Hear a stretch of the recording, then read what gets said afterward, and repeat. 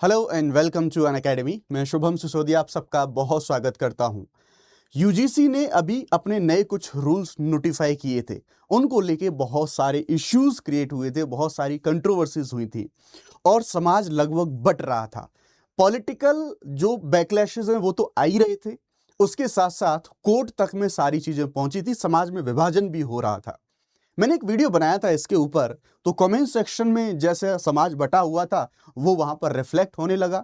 जो अनरिजर्व वाले लोग थे वो कहने लगे कि साहब ये तो बिल्कुल अन्याय हो रहा है, और जो रिजर्व या फिर जो SC ST OBC के लोग थे वो कह रहे थे कि सही तो कह रहे हो, तुम क्यों ज्ञान दे रहे हो यहां पर आके।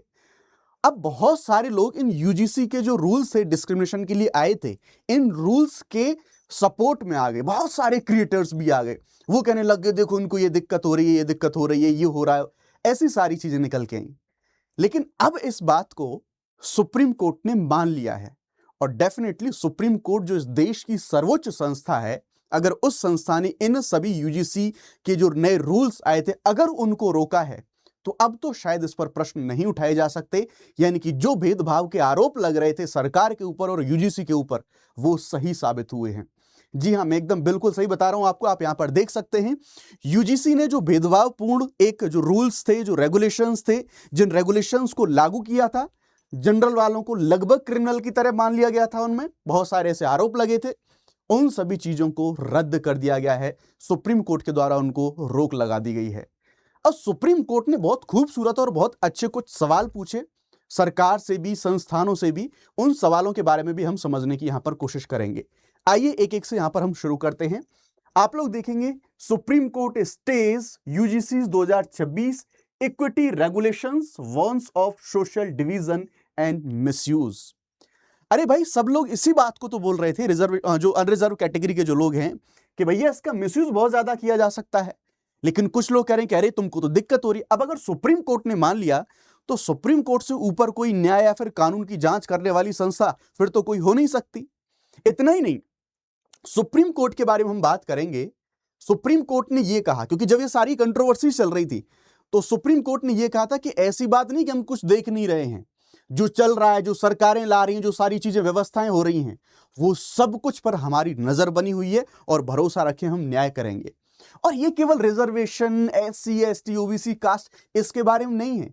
सुप्रीम कोर्ट एक ऐसी न्यायिक संस्था है, जब भी कहीं भी किसी चीज का, कानून का कोई मिसयूज होता है, वट जो भी समस्याएं आती हैं, अंतिम तौर पर सुप्रीम कोर्ट उन चीजों के ऊपर अपना फैसला देता है। और जो ऐसी भेदभाव या फिर ऐसी अन्यायपूर्ण चीजें होती हैं, चाहे वो किसी के भी खिलाफ हों, उनको रोकने की कोशिश हमेशा सुप्रीम कोर्ट के द्वारा यहां पर करी जाती है। और अगेन एक बार फिर से सुप्रीम कोर्ट ने इस न्याय व्यवस्था में जो भरोसा है लोगों का, उसको यहां पर कायम करने की कोशिश करी है। सुप्रीम कोर्ट ने एक प्रश्न पूछा यहां पर कोर्ट के अंदर, कहा कि are we going in a regressive direction? क्या हम और पीछे की ओर जा रहे हैं? एक भेदभाव को समाप्त करने के लिए आप नया दूसरा भेदभाव आप लोगों ने खड़ा कर दिया, ये आप तो उल्टा जा रहे हैं, उस भेदभाव को और ज्यादा आप गलत तरीके से बढ़ाने वाले हैं। Supreme court says UGC equity rules amid row, यानी कि इस जगह पर सुप्रीम कोर्ट ने यहां पर कहा। क्या क्या सुप्रीम कोर्ट ने बोला था, ये अभी जस्ट थोड़ी देर पहले की जो न्यूज है वो आप लोग यहां पर देख सकते हैं। सुप्रीम कोर्ट ने जातिगत भेदभाव की जो परिभाषा से संबंधित नए नियम थे, उन पर रोक लगाई और कहा, हम स्वतंत्र, न्याय संगत और समावेशी वातावरण चाहते हैं।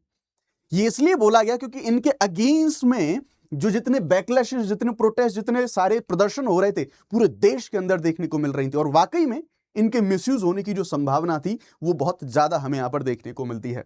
क्या कहा सुप्रीम कोर्ट ने, आइए सभी फाइंडिंग्स पर एक बार नजर डालते हैं। रोक लगा दी गई, इन नए यूजीसी रूल्स पर रोक लगा दी गई है पूरी तरह से। सुप्रीम कोर्ट ने इन नए रेगुलेशंस के क्रियान्वयन पर रोक लगा दी है। अदालत ने निर्देश दिया है कि यूजीसी की 2012 की एंटी डिस्क्रिमिनेशन रेगुलेशंस फिलहाल लागू रहेंगी।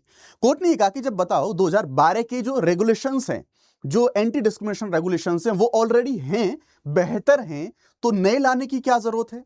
अरे जो ऑलरेडी हैं उनको अच्छे से एग्जीक्यूट करने पर आप कोशिश करें ना, नए लाने की क्या जरूरत थी? ताकि शिकायतकर्ताओं को बिना उपाय के ना छोड़ा जाए उनको। यह आदेश मुख्य न्यायाधीश न्यायमूर्ति सूर्यकांत और साथ ही साथ न्यायमूर्ति जय माल्या बागची, उनकी पीठ के द्वारा यहां पर दिया गया। उन लोगों ने यहां पर ऐसा जो बड़ा फैसला है, यह फैसला दिया। और जो इश्यू आ रहा था ना कि लैंग्वेज में विगनेस बहुत है, इसका मिसयूज बहुत ज्यादा होगा, सेम कोर्ट भी इस चीज को मान रहा है कि भैया मिसयूज इनका बहुत ज्यादा हो सकता है। आप देखेंगे अदालत ने कहा कि 2026 के जो नियम है अस्पष्ट बहुत ज्यादा हैं, बहुत ज्यादा वेग एंड एम्बिगस हैं, ये यहां पर बोला गया। इसमें मनमानी व्याख्या संभव है, पता नहीं कौन किस तरह से मनमाने तरीके से इनका यूज कर सकता है, नियमों का दुरुपयोग हो सकता है, समावेशन के बजाय टकराव बढ़ सकता है। जैसा मैंने बताया कि जो रिजर्वेशन और या फिर मैं कहूंगा कि जो SC ST OBC या फिर जो अनरिजर्व के जो लोग हैं, जो उच्च जातियों के लोग हैं, उनमें टकराव बढ़ सकता है। और कोर्ट ने कहा कि ये नियम समाज को बांटने वाले और खतरनाक प्रभाव डालने वाले यहां पर हो सकते हैं, और समाज बट भी रहा था। ये आप सब लोगों ने इस चीज को यहां पर देखा। सुप्रीम कोर्ट ने आर्टिकल 14 के ऊपर भी क्वेश्चन लगाया कि ये आप राइट टू इक्वलिटी, जो फंडामेंटल राइट है, उसका मिसयूज है। यहां पर नियम 3C में जाति आधारित भेदभाव को केवल SC ST OBC समुदायों तक सीमित करा गया है। यानी कि किसी जनरल वाले के साथ अगर मान लो कोई डिस्क्रिमिनेशन होता, कोई भेदभाव होता, तो उसके लिए तो वहां पर कोई प्रोविजन है ही नहीं। तो नियम 3E में भेदभाव की परिभाषा बहुत व्यापक है। सामान्य वर्ग के छात्रों को संरक्षण से बाहर क्यों रखा गया है? क्योंकि there is a very definitely chance है कि एक जो जनरल कैटेगरी का व्यक्ति उसके साथ भी भेदभाव हो सकता है। कोर्ट ने यह माना कि अनुच्छेद 14 कानून के समक्ष समानता के उल्लंघन का गंभीर प्रश्न ये यहां पर उठाता है। रिवर्स विक्टिमाइजेशन करने की जो आशंका है, यानी कि अब जो SC ST OBC वाले लोग, उनके हाथ में एक हथियार आ गया और वो अब उसका गलत तरीके से इस्तेमाल कर सकते हैं। यानी कि अब जो जनरल के लोग थे उनको ब्लैकमेल किया जा सकता है कि या तो हमारी मांगों को मानो या फिर उनके अनुसार आप सारी चीजों को करो, नहीं तो फिर इनका इस्तेमाल होगा। कोर्ट ने यह चिंता जताई कि सामान्य वर्ग का कोई भी छात्र अगर शिकायत करता है तो उस पर काउंटर आरोप लग सकते हैं, उसको और फंसाया जा सकता था इन गाइडलाइंस के प्रति, और उसे कठोर कानूनों के तहत फंसाया जा सकता था। विशेष रूप से रैगिंग को 2026 के नियमों में स्पष्ट रूप से परिभाषित नहीं करा गया है। एंटी रैगिंग जैसी चीजें हो सकती थी, यानी कि ये रैगिंग कर सकते थे इन रूल्स रेगुलेशंस को सामने यहां पर लाके। साथ ही साथ 2012 के ढांचे से आप पीछे हटे हैं। 2012 में जो हमारे सारे रेगुलेशंस थे उनसे हम पीछे हटे हैं। सभी प्रकार के भेदभाव, जाति, क्षेत्र, भाषा, लिंग आदि, उन सबको कवर करते थे ऑलरेडी। नए लाने की क्या जरूरत पड़ रही थी? कोर्ट ने पूछा कि जब 2012 का ढांचा ज्यादा प्रगतिशील था तो सुरक्षा को संकुचित क्यों करा गया? अब बहुत सारे लोग तो ये भी कह रहे थे भैया इसमें पॉलिटिक्स इन्वॉल्व है, और ओबीसी वाला जो गेम था वो भी मैंने आपको बताया, कुछ लोगों की जो थ्योरी थी पुराने वीडियो में आपको बता चुका हूं। तो ये सामाजिक न्याय में नॉन जो रिग्रेशन सिद्धांत है उनके विरुद्ध यहां पर माना गया। सामाजिक विभाजन की आशंका, आप सब लोग जानते हैं कैसे प्रोटेस्ट हुए पूरी देश के हर हिस्से के अंदर। सुप्रीम कोर्ट ने कहा कि पिछले 75 वर्षों में हमने जातिगत समाज की ओर प्रगति करी है, हमने जाति विहीन समाज की ओर हमने प्रगति करी है। क्या हम अब पीछे की ओर जा रहे हैं? यानी कि अब इससे सीधी सी बात है डिस्क्रिमिनेशन से वो और बढ़ेंगे। अदालत ने अलग अलग हॉस्टल जैसी व्यवस्थाओं पर भी चिंता जताई जो संस्थागत विभाजन को बढ़ावा दे सकती है, यानी कि अलग अलग जो हॉस्टल हैं वो यहाँ पर दिए जाते हैं। अब छात्र कोई इसके पक्ष में है, कोई विपक्ष में है। साथ ही साथ शिक्षा मंत्री जो धर्मेंद्र प्रधान से उनसे जब प्रश्न पूछा गया तो उन्होंने ये बताया था कि नहीं आप घबराएं नहीं, इसका मिसयूज नहीं होगा और ये इक्वलिटी को इंश्योर यहां पर करेगा। तो जो सारी चीजें थी कोर्ट के डिसीजन की वो मैंने आपको यहां पर बता दी हैं, सारी चीजें आप यहां पर देख सकते हैं। मतलब अब देखेंगे आप जो पुराने 2012 के यूजीसी के रूल्स हैं वो यहां पर लागू रहेंगे। कोर्ट ने यह कहा नियम 3 है वो जाति आधारित भेदभाव को परिभाषित करता है, पूरी तरह से यहां पर अस्पष्टता है। बाकी सारी चीजें मैं आपको यहां पर बता चुका हूं कि नए नियमों में जो समितियां हैं, हेल्पलाइन हैं, उनकी आवश्यकता है, स्पेशली SC ST और OBC के छात्रों की शिकायतों के लिए। तो सिंपल सी बात, यहां पर जो नए नियम हैं ये 2012 के नियमों का यहां पर जो अपडेशन है वो करते हैं। तो अब इनको पूरी तरह से यहां पर सभी चीजों को खारिज कर दिया गया है और जो पुराने 2012 के रेगुलेशंस हैं वो यहां पर निर्धारित करे गए हैं ना।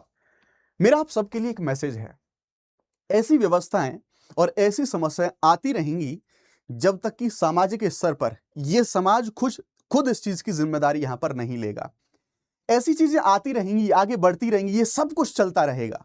लेकिन एक चीज आपको हमेशा ध्यान रखनी है कि ये भी कड़वा सच है। इस कड़वे सच को, ये फिर यार जो बुराई है, इस बुराई को हमें दूर करना होगा कि आज भी यूनिवर्सिटीज, आज भी जो संस्थान हैं उनमें SC ST OBC के लोगों का उत्पीड़न होता है। तो या तो हम ऐसी एक्सट्रीम चीजों को फेस करना पड़ेगा अगर इन चीजों को, इन बुराइयों को समाप्त नहीं करा गया, जो कि अभी इनको हालांकि अभी कोर्ट ने रद्द कर दिया इतने विरोध के बाद।